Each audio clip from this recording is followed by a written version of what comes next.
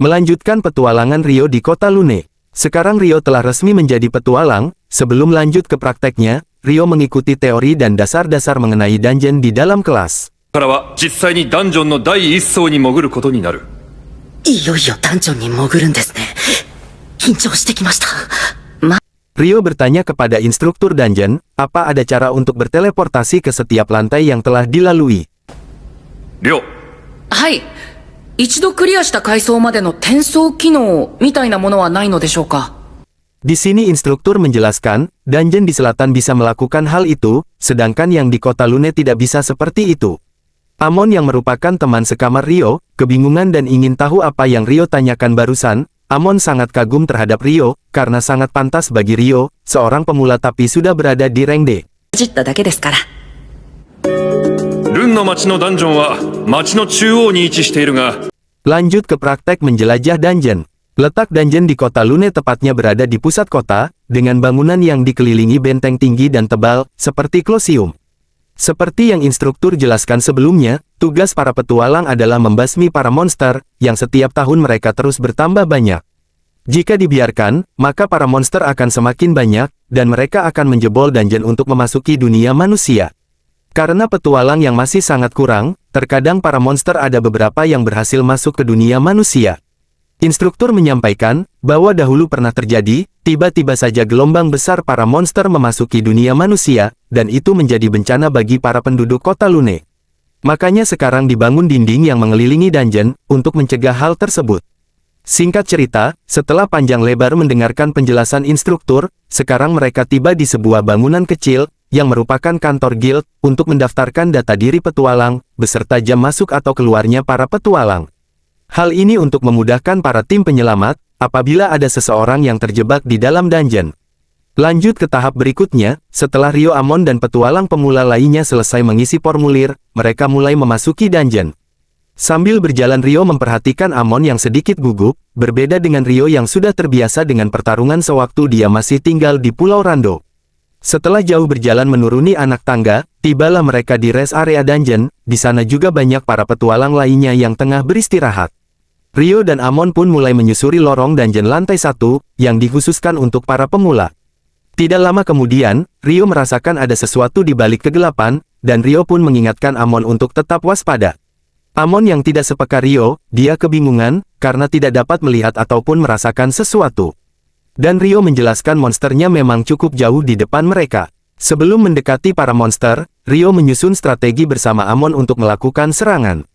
Tidak lama kemudian, muncul semut prajurit edisi pemula. Rio menjelaskan kepada Amon, titik kelemahannya adalah di bagian lehernya, karena rapuh jadi sangat mudah dipenggal. Setelah monster semut mendekat, Amon menghunuskan pedangnya, dan Rio langsung merapal mantra es terbang, untuk melumpuhkan monster tersebut. Setelah monster itu terjebak oleh skill Rio, maka Amon maju sebagai Algojo untuk mengeksekusi.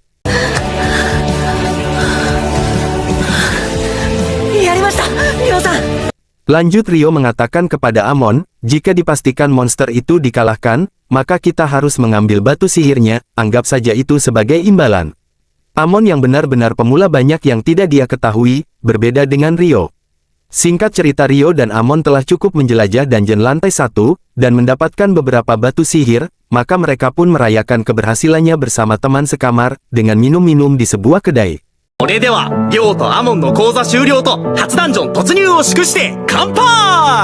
Mereka sangat kagum terhadap Rio dan Amon, di hari pertama praktek saja, sudah bisa mengalahkan prajurit semut. Amon menjelaskan bahwa dirinya hanya sebagai pengeksekusi saja, semuanya berkat Rio yang sudah melumpuhkan para monsternya. Rio pun memuji Amon yang sedang merendah diri. Rio melihat potensi Amon, dalam menggunakan serangan jarak dekatnya cukup terampil, meski dia masih gugup.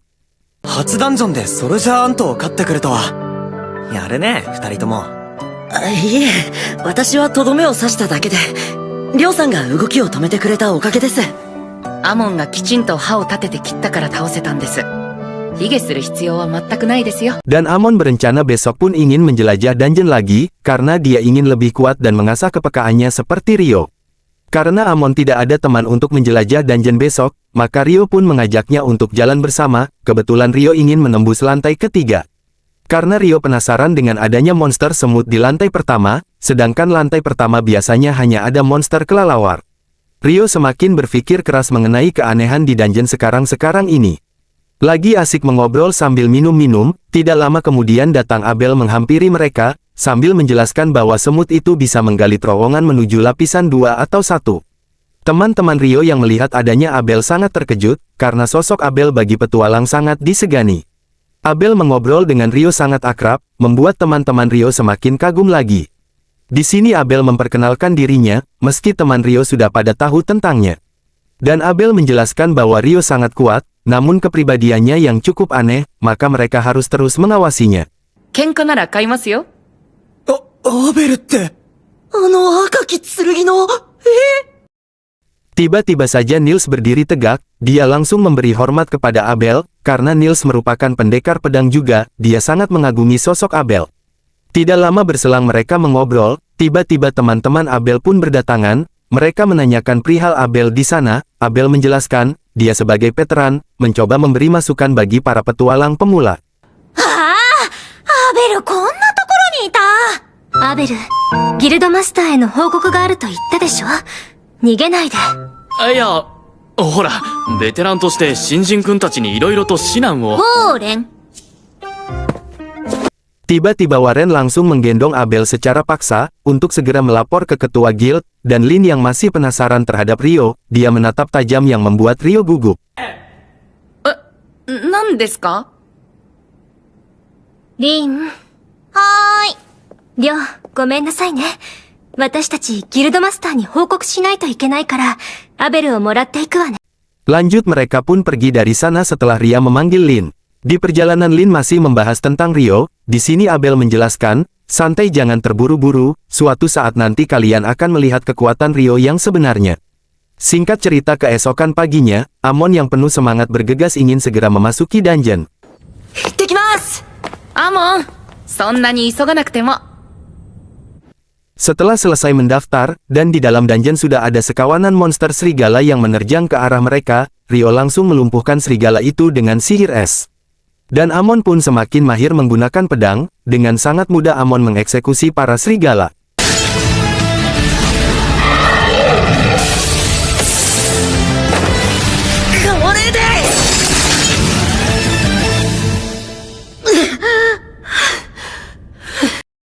Di sini Rio memperhatikan teknik Amon, yang menurutnya itu mirip dengan yang digunakan oleh Abel.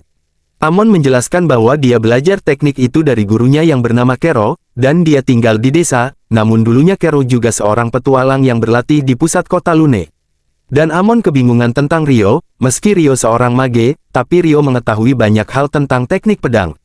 Rio memberitahu Amon bahwa dia hanya mengetahui beberapa teknik saja, padahal Rio mempelajari teknik pedang dari Raja Peri. Bahkan Rio pun memberi masukan kepada Amon agar banyak berlatih fisik, karena dilihat-lihat Amon ini mudah kelelahan. Dan Rio menyuruh Amon untuk sering berlari untuk meningkatkan staminanya. Ternyata yang Rio sampaikan kepada Amon, itu adalah pengalamannya selama berpergian bersama Abel, dan Rio selalu memperhatikan apa yang dilakukan Abel. Amon pun semakin termotivasi oleh perkataan Rio. そろそろ回復しましたか？はい、大丈夫です。無理はダメですよ。アモンの戦い方は疲労しやすいでしょうから。が、アベルですら、早朝に型の稽古をしていました。アベルは剣の天才ですが、天才でも努力するのです。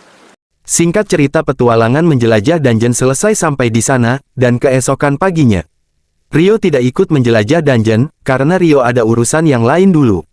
Rio langsung berangkat lagi menuju suatu tempat, ternyata Rio menuju gedung perpustakaan, di sana penjaga perpus menghantarkan Rio, dan menunjukkan letak-letak buku yang Rio butuhkan. いらっしゃいますか？はい。図書館がこんなに広いなんて思いませんでした。錬金術について全くの初心者ということであれば、こちらをお勧めします。 Rio pun mengambil banyak buku untuk ia baca dan pelajari. Selagi Rio membaca buku di halaman perpustakaan, tiba-tiba langit mulai gelap, di sana terjadi gerhana matahari. Rio kebingungan dengan apa yang terjadi, karena tadinya halaman itu ramai dengan aktivitas orang-orang, namun tiba-tiba saja sepi senyap dan hanya ada dia seorang. Tiba-tiba saja ada serangan yang sangat kuat ke arah Rio, untungnya dengan refleks dan insting yang kuat, Rio dapat dengan cepat menahan serangan tersebut.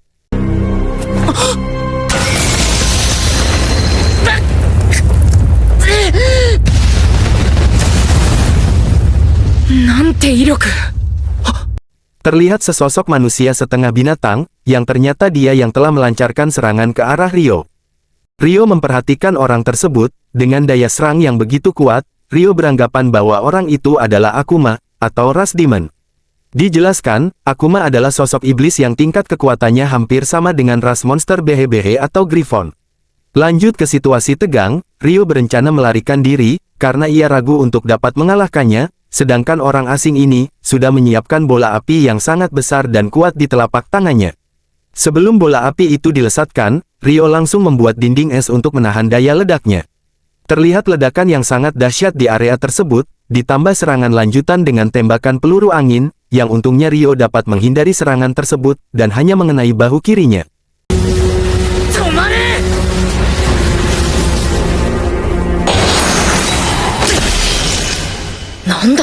Makhluk asing ini sangat terkejut, melihat Ryo dapat menghindari serangannya yang secepat kilat, dan pakaian yang Ryo kenakan, dia pun mengetahui asal-usulnya.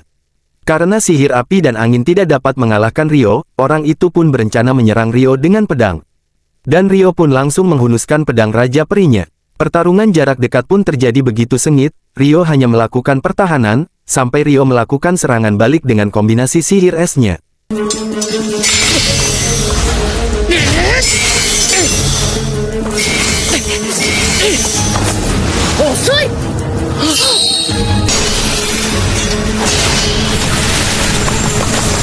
Namun tidak satu pun serangan Ryo yang mengenainya, karena orang tersebut sangat lincah dan gesit. Tapi di sini Ryo membandingkan serangan fisik orang itu yang tidak terlalu kuat, dibandingkan dengan gurunya yaitu Raja Peri. Orang asing ini semakin penasaran kepada Ryo, karena seorang Raja Peri bisa menyukai seorang manusia. Bahkan ketika dia hendak melakukan serangan bola api, dengan cepat Ryo langsung memadamkannya dengan sihir es tanpa rapalan. その剣も妖精王の剣。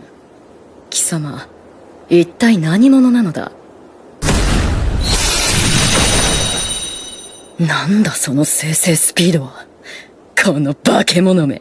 Membuat orang itu semakin ingin melenyapkan Ryo. Dan orang itu menganggap Ryo sangat berbahaya jika dibiarkan hidup. Mereka pun lanjut ke pertarungan jarak dekat. Ryo terus menahan serangan orang asing ini yang sangat brutal. Dan di saat orang asing ini memberi celah untuk Ryo, maka Ryo pun mulai melancarkan sihir es yang sangat banyak, namun orang itu pun menahan serangan Ryo, dengan api tornado yang mengelilingi tubuhnya. Lanjut Ryo membuat serangan dari kedua arah yang berbeda, dan orang itu pun membuat dinding tanah yang melindunginya. Namun serangan Ryo yang membabi buta, dengan macam-macam teknik sihir, akhirnya Ryo dapat melukai orang tersebut dengan water jet.